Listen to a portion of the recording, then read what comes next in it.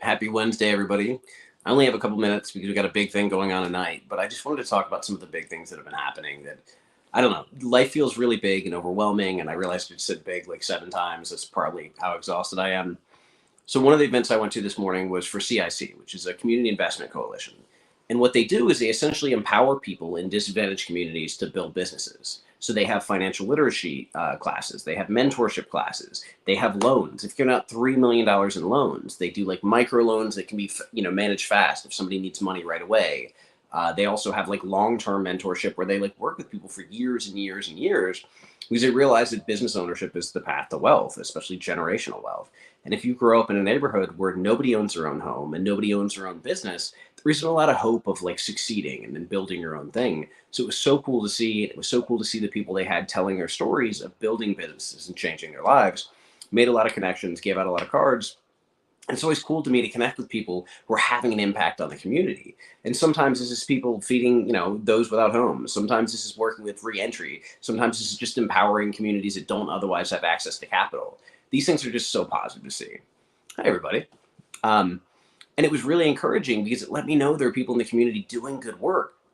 And I've talked to a lot of national nonprofits. I've worked with a bunch of different groups, and there are a lot of places where people raise money and do really slick ad campaigns, don't actually do anything for the people they're supposed to be serving. So to see those groups that are having that impact and see the people whose lives have been changed and how they're continuing to kind of carry that message just really inspires me. So later on, I had a meeting with a kind of a big, I guess, political figure. Used to be a political figure. Now he's kind of in the private world, but he really is helping me with this project because we have a local restorative justice program that I want to highlight.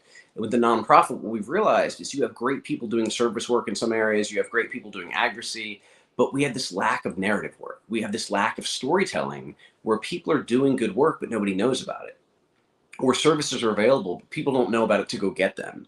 Or there are these stories of change where people haven't seen them or experienced them or believed in them. And so it's really important to do narrative work. And so we're starting to raise money for a documentary. And so I went to this guy and said, hey, we talked about this. You encouraged me. I really want to tell these stories. I think it'll empower people to do this community justice or this restorative justice program. I think it'll help them raise money. I think it'll help us do future projects. He was very supportive. He gave me a lot of suggestions. I made, sent a lot of emails and a lot of calls. But it's exhausting having a day of like, politicking and networking and going back and forth. And tonight I have my Brazilian Jiu Jitsu blue belt test. So I was like, I haven't slept nearly as much. I've been busy all day. I've been on the computer or on the phone or in person, like, networking and working. And I'm kind of looking forward to just checking in and relaxing. And that's one of the great things about social media is that I can do that. People from Virginia Beach or people from Italy. And it's just awesome to me to be able to connect with people from all over the world. It's just a special thing. I haven't always been able to do that. I remember the profound sense of kind of loneliness and disconnection and limitation when I was incarcerated. That to not have that and to actually have the exact opposite is really cool. I was invited to Inventures in Canada, which is in Edmonton right now, and I couldn't go because of probation and parole and because Canada's immigration policy. But I got texts from people there who were like, "Hey man, we miss you. We want to see you." And now I'm on the board of this tech conference, which is just bizarre. Like I couldn't have imagined my life being here. Couldn't imagine that I'd be working to raise money for a documentary, that I'd be invited to review pitch applications for all this, these five $1 million prizes, that I'd have the opportunity to connect with people and network with people.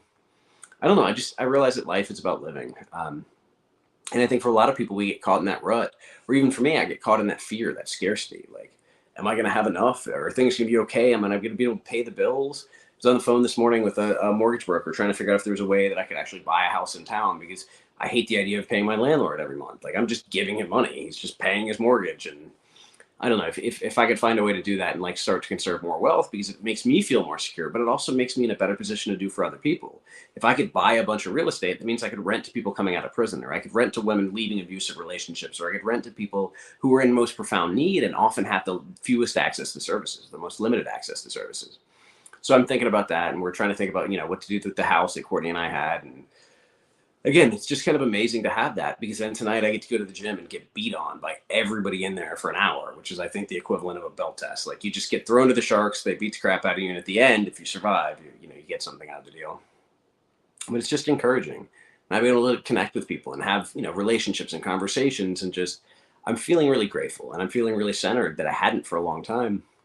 I'm not sure really what the difference is, but I think it's being able to find people in that space.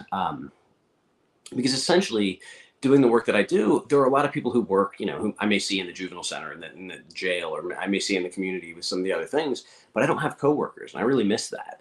So when I get to be in a room full of people who are doing the same kind of work, trying to empower others, it's really encouraging. And I had a call yesterday. There are two people that I'm really interested in working with, and we found this big federal grant that if we could apply for would allow them to come on the team and us to actually have everything we needed. And it would be so cool to have that because I'd love to have coworkers. Even if we lived in different places, I'd love to have people I could do projects with. I would love to be able to feel like I'm in a shared project, because so much of the time it feels like I'm just kind of treading water, or I'm doing what I can, especially with the kind of politics stuff like the fundraising and making connections and doing that. Sometimes those are really good people, and sometimes they're really good friendships. But so often it's about, okay, let's network, let's do this professional thing, and like I said, that's exhausting. But of all the problems to have, that is by far the smallest.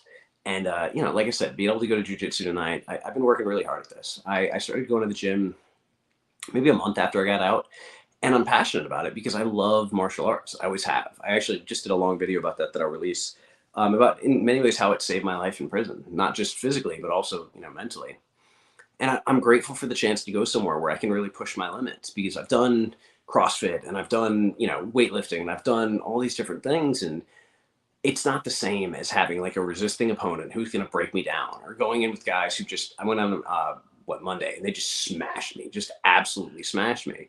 But I'm getting that much better. Like, I have that opportunity to train and push forward, and I just love that kind of challenge. And I love that opportunity for growth, because so often, we just kind of get complacent. That includes me, because it's really easy to be in the world and have all these little comforts and recognize, oh, things are good, I don't need to do anything. But at the same time, when I push myself, when I really kind of push myself harder, when I put myself in uncomfortable situations, I find that growth and I find that aliveness and excitement in me. And that's really one of the things that I never want to lose, because coming out after so long, I had lunch with somebody the other day, and they were talking about the way that I was eating. I was like, oh no, I still appreciate this stuff to the max. Like, it does not take much for me to feel like something is a delicacy or something is really special. And I don't want to lose that, because it's easy to then just start taking things for granted, or, just expecting food to taste good and forgetting that it could be so bad and it could be so much worse.